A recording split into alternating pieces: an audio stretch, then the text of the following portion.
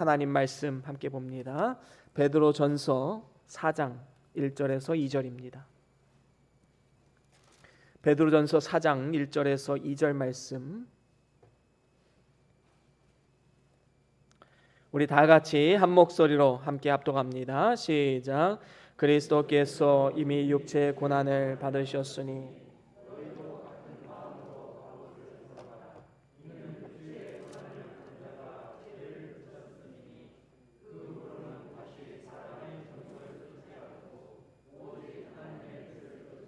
육체의 남은 때를 살게 하려 함이라. 아멘. 우리 다 같이 말씀 들고 함께 선포합니다. 시작. 주의 말씀은 내 발의 등이요 내 길의 빛이 되십니다. 주여 말씀하옵소서. 주의 종이 듣겠나이다. 아멘. 아멘.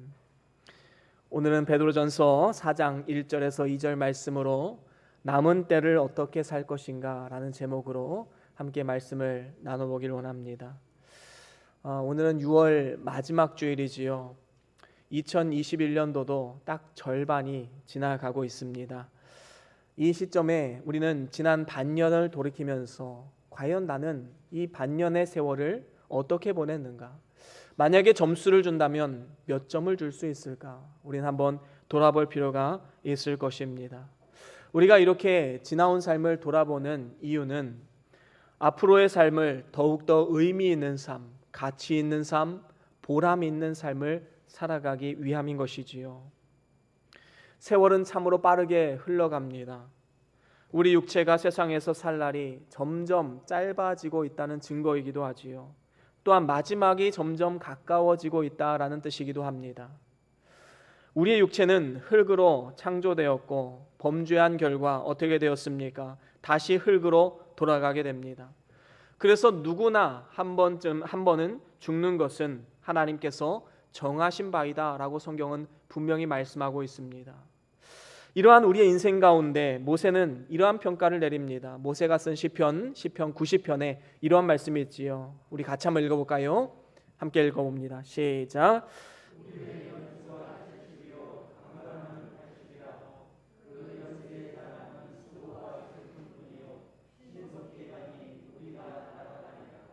그렇습니다. 우리의 인생이 70이요 강건하면 80. 그런데 그마저도 슬픔과 고통이 너무나도 많이 있고 또 화살과도 같이 빠르게 지나간다라고 말씀하고 있습니다. 만약에 모세의 말과 같이 인생의 연수를 80으로 본다면 60세이신 분들은 이제 3분의 1 정도가 남은 것이고 이제 70세이신 분들은 8분의 1 정도 남은 것이고 아마도 90세 이상인 분들은 덤으로 사는 인생이다라고 우리는 볼 수 있을 것입니다. 뿐만 아니라 요즘에는 젊은이들도 여러 가지 질병과 사고로 인하여 빨리 떠나가고 있음을 우리는 주변에서 많이 볼 수가 있습니다. 그렇기 때문에 인생은 내일 일을 모르는 안개와도 같다라고 성경은 정의하고 있습니다. 정말로 내일 일을 알 수 없는 그러한 삶이 바로 우리 인생입니다. 이와 같이 짧으면 짧고 길다면 긴 우리의 인생, 과연 어떻게 살아가야 되는가? 이 기간은 우리의 영원한 인생을 준비하는 기간이다라고 우리는 바라봐야 되는 것이지요. 여러분, 태아는요 엄마 뱃속에서 10개월 가까이 지내게 됩니다. 그 기간은 그 아이가 세상 밖으로 나와서 살아가는 그 모든 건강과 삶의 모든 것을 다 그 안에서 준비하는 거예요. 엄마의 그 영양분을 잘 받아서 무럭무럭 건강하게 자라야지만 태어나서도 건강하게 자랄 수 있는 것입니다. 만약에 영양분을 받지 못하고 자라나지 않으면 태어나서도 힘든 삶을 살아갈 수밖에 없는 것이지요. 마찬가지로 우리가 이 땅을 살아가는 삶, 인생은 70이요 강건한 80, 길게는 100, 이 정도의 삶을 살아가는 동안에 과연 우리가 어떻게 살아가느냐에 따라서 우리의 영혼이 좌우된다라는 것입니다. 그렇기 때문에 우리가 사는 이 세상에서의 삶은 너무나도 중요한 것이지요. 그런데 문제는 무엇입니까?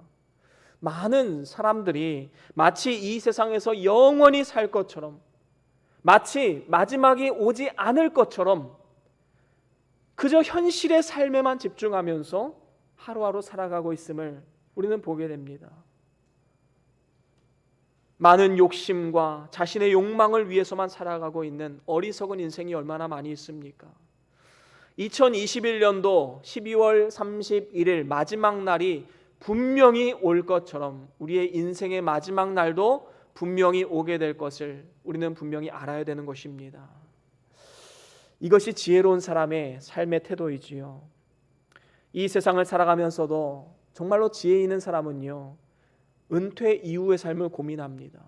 지금부터 저축도 하고 연금 저축도 들고 이런 준비를 하게 되지요. 참 지혜로운 사람입니다. 그것을 준비하지 않고 그저 오늘 하루 즐겁고 방탕한 삶을 위해서 살아간다면 노후가 어떻게 되겠습니까? 그런데요, 더 중요한 것은 노후를 준비하는 것도 중요하지만 죽음 이후의 삶, 영원한 삶을 준비하는 사람이 진정으로 지혜 있는 삶이다라는 사실을 우리는 반드시 알아야 되는 것입니다. 그래서 우리는 영원을 바라보는 삶이다라는 생각을 절대로 잊어서는 안 됩니다. 그런 의미에서 볼 때 우리에게 남은 때를 어떻게 살아가야 하느냐, 짧게는 이제 21년도 남은 반년, 길게는 10년, 20년, 그리고 마지막 그 날까지 그 남은 때를 어떠한 삶의 가치관을 가지고 살아가야 하는가, 거기에 대해서 저는 여러분들과 함께 오늘 말씀을 통해서 그 답을 찾아보길 원합니다.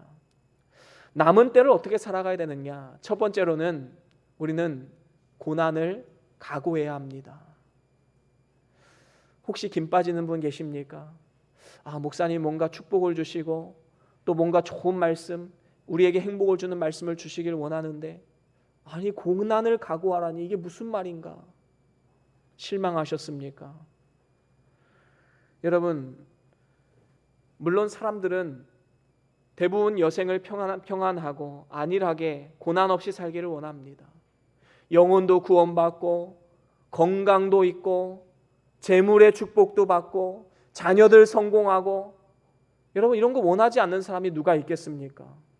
하지만 하나님께서는 우리의 영혼이 잘 되게 하기 위해서 때로는 고난도 주시는 분이심을 우리는 인정해야 합니다. 그래서 오늘 본문 말씀 1절에도 보면 이렇게 말씀하지요. 우리 1절 말씀 다시 한번 더 읽어보겠습니다. 시작. 그리스도께서 이미 육체의 고난을 받으셨으니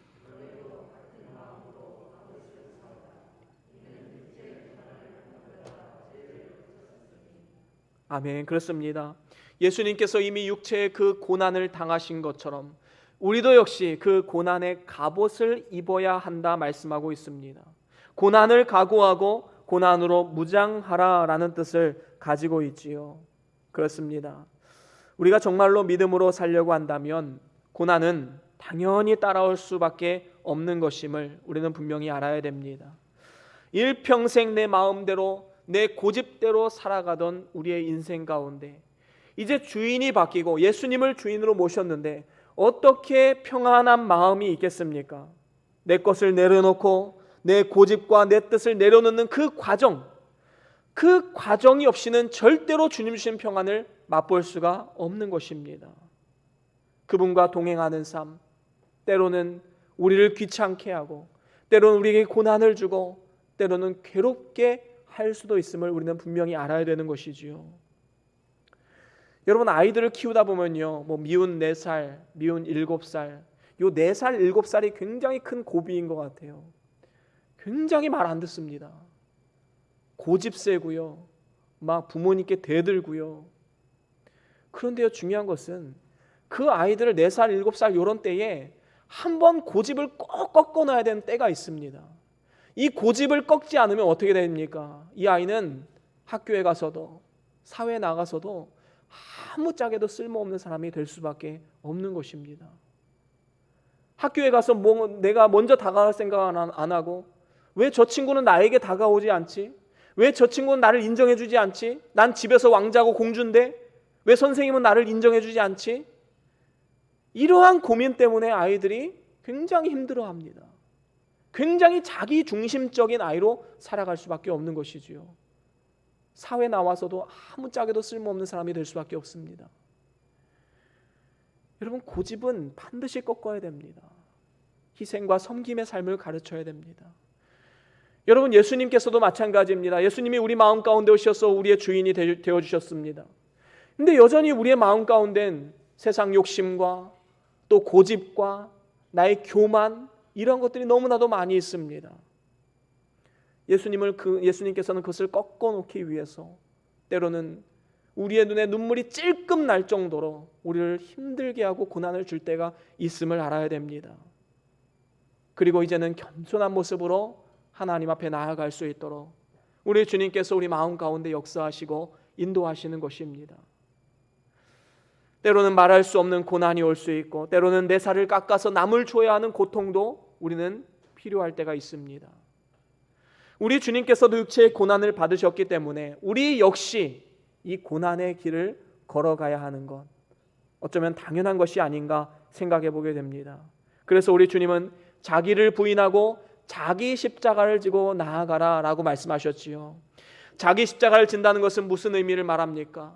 많은 사람들이 개인적으로, 가정적으로 어려움이 닥치거나 어떠한 육체적인 병이 생기거나 이러한 것을 자기 십자가로 여기는 경향이 있습니다. 물론 이러한 것들을 통해서 하나님의 뜻하신 바가 있고 자기 십자가일 수도 있습니다. 하지만 진정한 자기 십자가는 사명을 감당하다가 당하는 어려움입니다. 정말로 내가 주의 뜻을 위해서 주의 사명을 감당하기 위해서 나아가는데 세상의 부딪힘, 마음속의 갈등, 주변 사람들의 조롱과 핍박, 이것이 진정한 십자가를 지는 삶, 자기 십자가를 지는 삶이다라고 말할 수 있는 것이지요.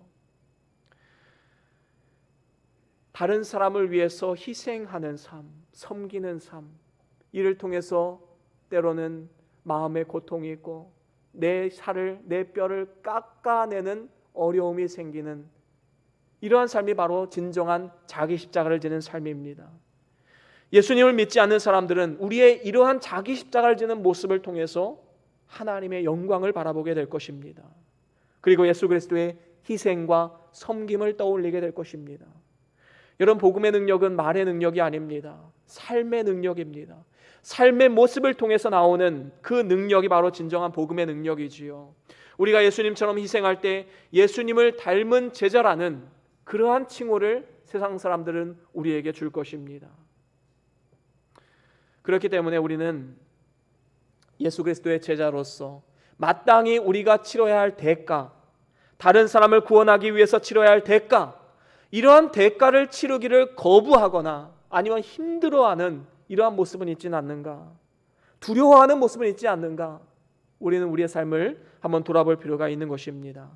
우리가 정말로 나를 위해서 죽으신 예수 그리스도를 마음의 구주로 모시고 이제는 나의 주인으로 모시고 그분을 따르는 제자들이라면 주님께서 우리를 살리시기 위해서 고난의 잔을 마신 것처럼 우리도 고난을 각오하고 기쁨으로 그 고난의 길을 함께 걸어가야 하는 것입니다. 예수님의 제자 베드로는 이것을 잘 이해하지 못했기 때문에 그는 주님 앞에 실수를 했습니다. 예수님께서 하루는 제자들을 불러 모아놓고 말씀을 가르치십니다. 그때 무엇을 가르치십니까? 마태복음 16장 21절 말씀 우리 같이 한번 읽어볼까요? 마태복음 16장 21절입니다. 같이 한번 읽어보겠습니다. 시작. 이때로부터 예수 그리스도께서 자기가 예루살렘에 올라가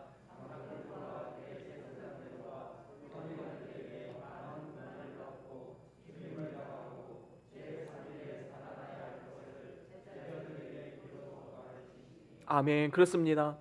예수님은 지금 죽으실 것과 3일 만에 부활하실 것, 이 두 가지를 같이 제자들에게 가르치셨습니다. 그런데 베드로에게 충격적으로 다가온 사실은 부활하실 것이다 라는 말씀이 아니라 십자가에 죽으시고 고난당하실 것이다 라는 겁니다. 왜 메시아가, 왜 구세주가 저렇게 고난당하고 십자가에 달려 죽어야 되지? 베드로는 그래서 이런 말을 합니다. 그 다음에 22절 말씀 같이 한번 읽어보겠습니다. 시작. 그리 마옵소서. 이 일이 결코 주에게 미치지 아니하리이다. 지금 베드로는 이 일이 절대로 여기서 이 일이라는 것은 십자가이지요. 십자가의 그 고난이 우리 주님에게 절대로 미치지 않을 것입니다. 마치 주님을 위하는 것처럼 그렇게 말을 했습니다. 그러자 예수님은 바로 책망하시지요. 사단아, 내 뒤로 물러가라. 너는 나를 넘어지게 하는 자로다. 여러분, 예수님이 이 고난과 부활을 같이 말씀하셨는데 왜 고난에만 집중했을까요? 아니, 부활한다면 더 좋은 것이고 우리에게 더 큰 소망을 주는 것인데 베드로는 현실의 삶에만 너무 집중했습니다. 여러분, 기독교는 부활의 종교입니다. 이 세상에 우리가 아무리 고난을 당한다 할지라도 죽어도 우리는 부활한다. 이 소망이 있기 때문에 우리가 소망이 있는 것 아니겠습니까? 그런데 많은 그리스도인들이 현실의 삶에만 집중합니다. 고난이 왔어. 왜 나에게 이런 일이? 여러분, 우리는 그 고난 너머에 있는 죽음 이후에 있는 영생의 삶, 상급과 영광의 삶에 집중할 필요가 있는 것입니다. 우리가 이 땅을 살아가면서 우리의 고통과 슬픔, 고단한 인생은 끝이 있습니다.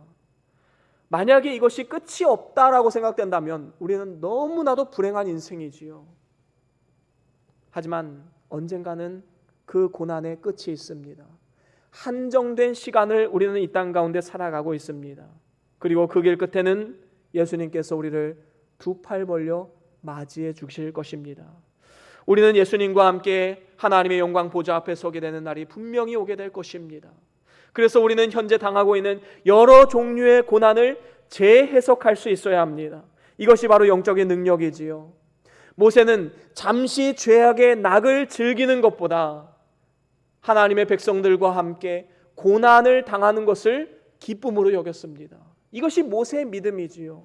스스로 고난을 선택하고 그 이스라엘 백성들과 함께하는 삶을 살아갔습니다. 그래서 진정으로 보람이 있고 하나님 앞에 아름답게 쓰임받는 종으로 쓰임받을 수 있었던 것입니다. 디모데후서 3장 12절에 보면 이렇게 말씀합니다. 우리 같이 한번 읽어보겠습니다. 디모데후서 3장 12절 시작. 무릇 그리스도 예수 안에서 경건하게 살고자 하는 자는 핍박을 받으리라. 아멘. 그렇습니다. 이 세상 가운데 진정으로 경건, 거룩으로 살려고 하는 사람에게는 반드시 핍박이 올 것이다 라고 말씀하고 있습니다. 세상에 저항이 있습니다. 핍박이 있습니다. 고난이 있습니다. 그리고 우리는 이것을 당연하게 여겨야 하는 것입니다. 진리를 지키기 위한 고난, 기도를 하기 위한 고난, 교회를 섬기기 위한 고난, 이 모든 고난들을 각오하며 나아가야 되는 것입니다. 이러한 삶이 진정으로 가치 있는 삶의 모습인 것이지요. 특별히 1절 하반절에 보면 육체의 고난을 받은 자가 죄를 그쳤음이라 말씀하고 있습니다. 여러분, 육체의 고난은 결과적으로 유익을 준다는 말씀입니다. 육체가 평안하면 어떻게 됩니까? 대부분의 사람들은 마음으로 하나님을 멀리합니다. 세상과 가까워집니다. 죄성과 친해집니다. 하지만 육체의 고난이 생기는 사람은 어떻습니까? 영적으로는 하나님과 가까워집니다. 하나님을 바라봅니다. 하나님을 의지합니다. 당연히 죄성은 약해지기 마련입니다. 시편 119편 71절 우리가 잘 아는 말씀이지요. 우리 같이 한번 읽어보겠습니다. 시작. 고난 당하는 것이 내게 유익이라 이로 인하여 내가 주의 율례를 배우게 되었나이다. 아멘. 그렇습니다. 고난을 통해서 하나님의 뜻을 배우고 말씀을 가까이 하기에 고난은 우리에게 유익이다 라고 말씀하고 있습니다. 사도 바울에게도 고난의 가시가 있었지요. 일평생 그를 괴롭히는 육신의 질병이 있었습니다. 주님께 3번 간구했습니다. 하지만 주님의 응답은 내 은혜가 내게 족하다. 거절입니다. 하지만 이 사도 바울은 그 고난의 삶을 통해서 더욱더 하나님을 의지하고 하나님을 바라보고 끝까지 우리를 버리지 아니하시는 하나님을 바라보며 나아갔던 것입니다. 고난 가운데서도 낙심하지 않았습니다. 결국에는 자신의 삶을 돌아보고 더욱더 하나님과 가까이 하는 삶을 살아갔던 사도 바울의 모습을 우리는 기억해야 할 것입니다. 고난은 우리를 넘어뜨리는 도구가 아니라 우리를 바로 세우는 하나님이 세우신 도구입니다. 저와 여러분들이 남은 때를 살아가면서 고난을 각오하고 고난은 당연하게 오는 것이다, 이렇게 받아들이시길 바랍니다. 그리고 이러한 생각을 통해서 고난이 올 때에 더욱더 하나님을 붙잡고 의지하는 삶을 살아가십시오. 고난을 축복으로 바꾸는 아름다운 삶, 하나님의 뜻을 이루는 축복의 삶이 다 될 수 있기를 주의 이름으로 간절히 축복합니다. 그런가 하면 두 번째로 정욕을 따르지 말아야 합니다.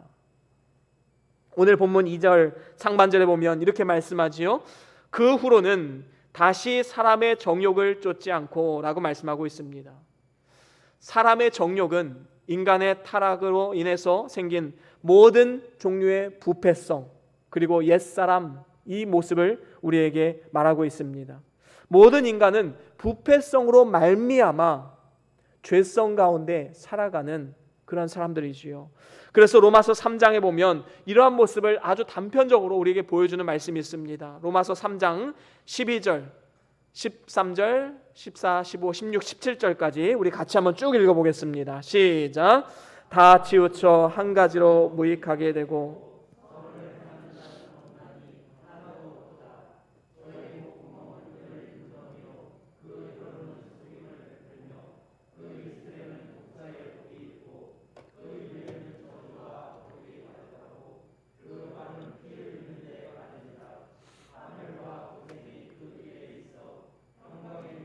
하지 못하였고. 그렇습니다. 하나님 보시기에 선을 행하는 자가 없습니다. 목구멍은 열린 무덤입니다. 그래서 더러운 것들을 계속해서 삼켜냅니다. 혀로는 거짓을 말하고 입술에는 독사의 독, 남을 저주하고 원망하고 불평하는 말이 너무나도 많이 있습니다. 결국에는 파멸과 고생이 그 길에 있는 것, 바로 이것이 세상을 향해 치닫는 사람들의 모습인 것입니다. 반면에 우리 성도들의 삶은 이러한 삶이 되어서는 안 됩니다. 하나님께서는 전적으로 부패했던 우리 마음 가운데 찾아오셨습니다. 우리 속에 성령과 말씀을 주셨습니다. 영혼을 중생시키셨습니다. 그래서 이제는 죄를 미워하고 선을 행할 수 있도록 오늘도 우리의 삶을 강권하시고 인도하시는 분이심을 우리는 반드시 기억해야 합니다. 그래서 우리는 육체의 남은 때를 끊임없이 육체의 정욕과 선한 싸움을 치러야 되는 것이지요. 사도 바울 마음속에도 이러한 치열한 영적 전쟁이 있었습니다. 속으로는 하나님의 뜻을 따르고 하나님의 법을 즐거워했지만 마음 가운데 여전히 옛사람의 성품이 있는 것입니다. 악한 사단의 역사로 인해 넘어질 때도 있었습니다. 이렇게 연약한 것이 인생이지요. 그래서 그는 뭐라고 고백합니까? 오호라 공고한 자로다. 이 사망의 몸에서 누가 나를 건져낼꼬. 탄식하면서 자신의 삶을 직시했습니다. 일평생 주를 위해 살아갔던 사도 바울이 이런 고백을 했다면 우리도 볼 것 없지 않습니까? 얼마나 연약한 부분이 많이 있습니까? 얼마나 많이 넘어지고 또 회개하고 이 과정을 되풀이합니까? 우리가 얼마나 허물이 많은 사람인지 직시해야 됩니다. 사도 바울이 누가 나를 건져내랴 했던 것은 오직 주 예수 그리스도만이 나를 건져낼 수 있습니다. 바로 이것을 말씀하고 있는 것입니다. 그래서 우리는 그리스도를 힘입어서 정욕을 이기고 중생한 영으로 우리는 살아가야 하는 것입니다. 오늘날 많은 세상 사람들을 보십시오. 마치 오늘만을 살아가는 것처럼 그렇게 살아가고 있음을 보게 됩니다. 최근에 코로나19로 인하여서 밤에 여는 술집이 문을 다 닫으니까 사람들이 어떻게 합니까? 뉴스를 보니까 호텔을 빌려가지고 거기서 술판을 벌이는 겁니다. 마치 오늘 하루만 살아가는 것처럼 오늘 하루 즐기고 먹고 죽자라는 생각으로 살아가는 어리석은 사람들의 모습. 여러분, 이러한 극단적인 모습이 아닐지라도 혹시 우리의 삶이 마치 오늘만 살아가는 것처럼 그러한 삶을 살아가고 있지는 않습니까? 우리는 남은 때를 준비해야 됩니다. 여러분, 이사야 시대에도 오늘만을 위해서 살아갔던 그런 사람들이 있었습니다. 이사야 말씀 한번 같이 읽어볼까요? 이사야 22장 13절 14절입니다. 우리 같이 한번 읽어보겠습니다. 시작. 너희가 기뻐하며 즐거워하여 소를 잡고 양을 죽여 고기를 먹고 포도주를 마시면서 내일 죽으려니 먹고 마시자 하도다. 만군의 여호와께서 친히 내 귀에 들려 가라사대 진실로 이 죄악은 너희 죽기까지 속하지 못하리라 하셨느니라. 주 만군의 여호와의 말씀이니라. 아멘. 그렇습니다.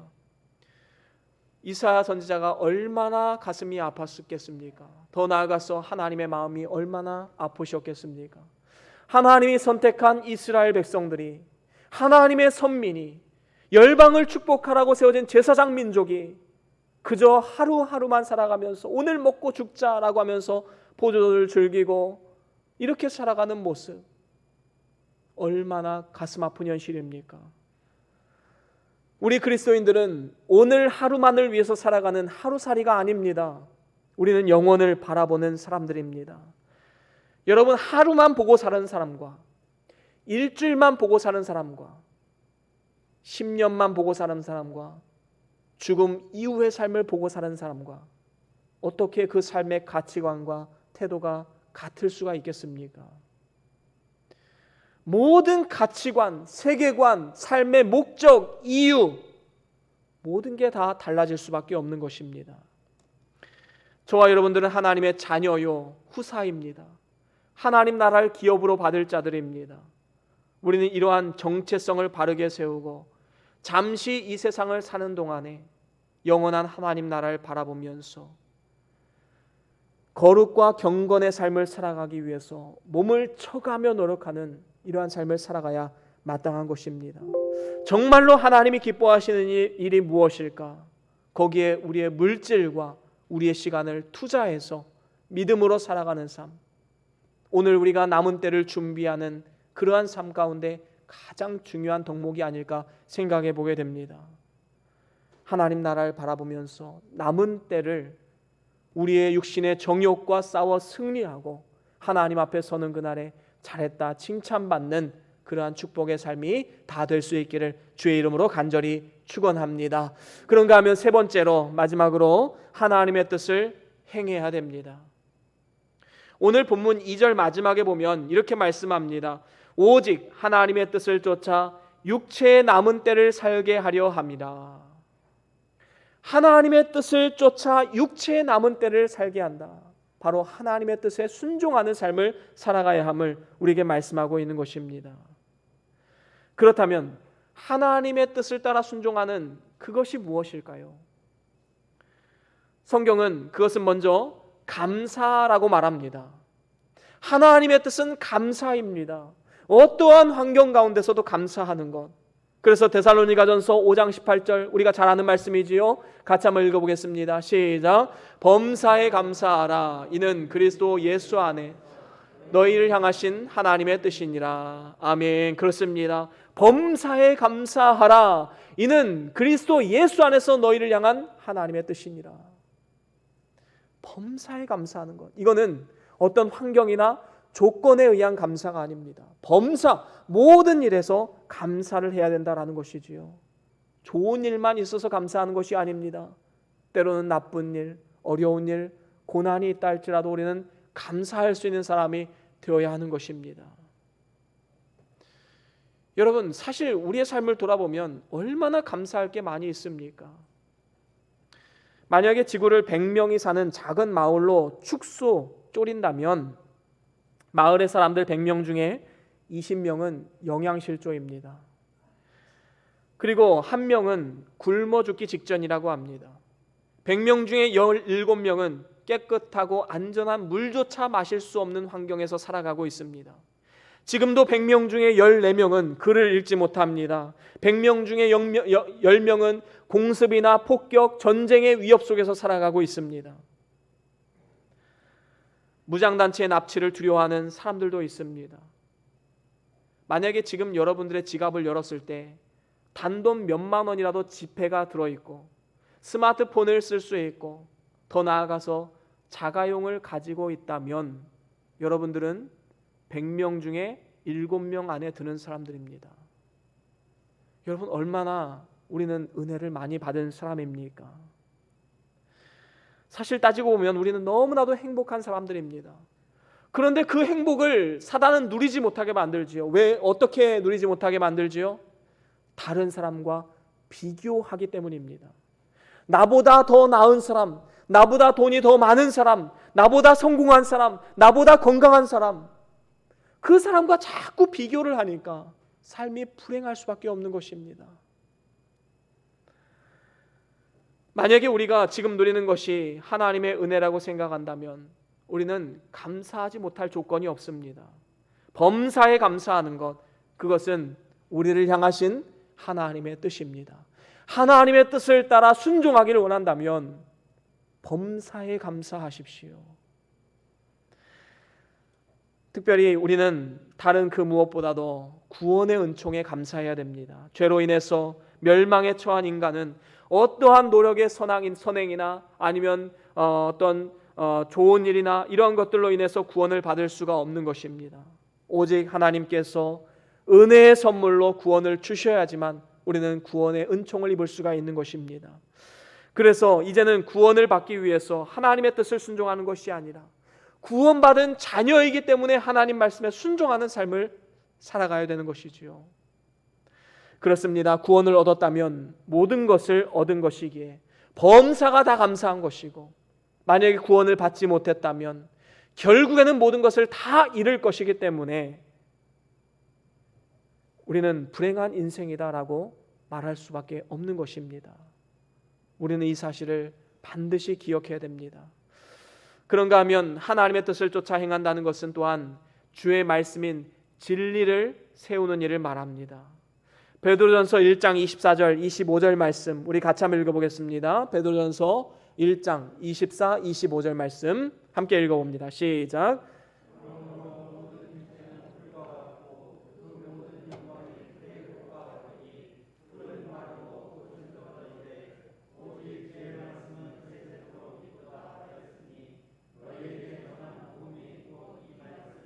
아멘. 그렇습니다. 우리 육체의 모든 것은 다 떨어지고 다 사그라들기 마련입니다.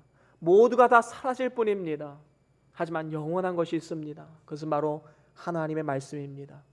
우리의 육체의 성공, 육체의 건강, 모든 것은 다 우리의 죽음을 통해서 사라지고 없어지는 것이지만 하나님의 말씀에 순종한 것만 영원히 남는 것입니다. 하나님을 위해서 살아간 시간, 물질, 모든 것은 하나님께서 기억하신 바 된다라고 분명히 말씀하셨습니다. 그렇습니다. 주의 말씀은 영원히 남는 것이기에 주의 뜻을 따라 살아가는 삶이 영원한 하나님께서 기억하시는 삶이다라는 것이지요. 세상에 사는 동안 학문이나 아니면 예술이나 운동 분야에서 아주 두각을 나타내고 성공한 사람들이 있습니다. 하지만 그러한 사람들은 아주 소수에 불과하지요. 하지만 이렇게 아무리 영광의 꽃을 피웠다 할지라도 시간이 지나면 대중들에게 잊혀집니다. 언젠가는 그 영광이 없어지는 날이 분명히 있는 것이지요. 잠깐 동안 누리고 떨어지는 법입니다. 반면에 주의 말씀에 순종하는 삶은 영원히 남고 하나님 나라에 가서도 상급을 받게 됩니다. 그래서 역사 속에서 주의 말씀을 순종하다가 순교를 당한 많은 믿음의 선조들, 그러한 분들은 하나님 말씀에 순종하는 삶을 살아갔기에 영원한 상급과 면류관이 예비된 삶인 것입니다. 하지만 말씀을 버린 사람들, 아무리 주의 이름으로 선지자 노릇을 하고 귀신을 쫓아내고 많은 권능을 행했다 할지라도 우리 주님께서 나는 너를 도저히 모르겠다, 불법을 행하는 자들아 나를 떠나가라.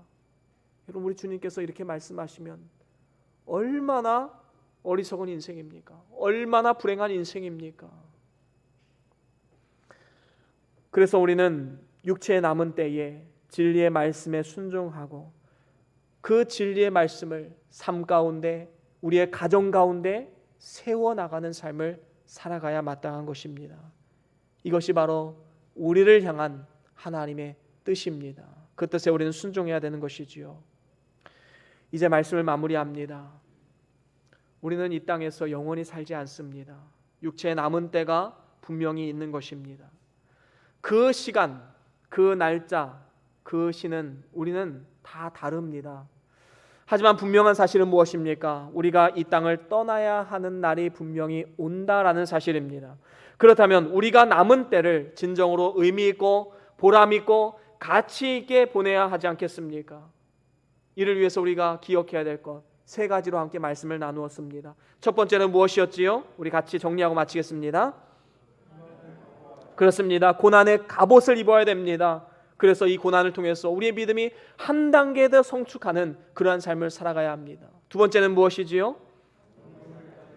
그렇습니다. 중생한 영혼에게도 육체의 옛습성, 옛사람의 성품이 있습니다. 우리는 끝까지 이것과의 영적 전쟁을 치러야 합니다. 그렇게 될 때에 하나님은 계속해서 가까워질 것이고 또한 죄성은 우리에게 멀리 떠나가 버릴 것입니다. 그런가 하면 세 번째 3번 우리 같이 한번 읽어보겠습니다. 시작. 그렇습니다. 육체의 정욕을 따르지 않는 것이 소극적인 자세라면 이제는 적극적으로 하나님의 뜻을 따라 순종하는 것을 의미합니다. 이를 위해서 우리는 범사에 감사해야 되고 하나님 말씀인 진리를 삶과 가정 가운데 세워나가는 삶을 살아가야 마땅한 것입니다. 이 세 가지를 꼭 기억하셔서 우리 육체의 남은 때를 진정으로 보람있고 가치있고 의미있게 보냄을 통하여서 장래에 좋은 터를 쌓아가는 믿음의 삶, 그뿐만 아니라 우리가 이 세상을 떠나가는 날 후회 없는 삶을 살았노라 자부하며 하나님 앞에 섰을 때 잘했다 칭찬받는 이러한 축복의 삶이 다 될 수 있기를 주의 이름으로 간절히 축원합니다. 우리 다같이 오늘 받은 말씀 기억하시면서 우리 잠깐 동안 기도합니다. 어떠한 마음의 결단이 생기셨습니까? 어떠한 은혜를 받으셨습니까? 하나님의 음성입니다. 이 시간 다같이 잠깐 동안 묵상 기도하십니다.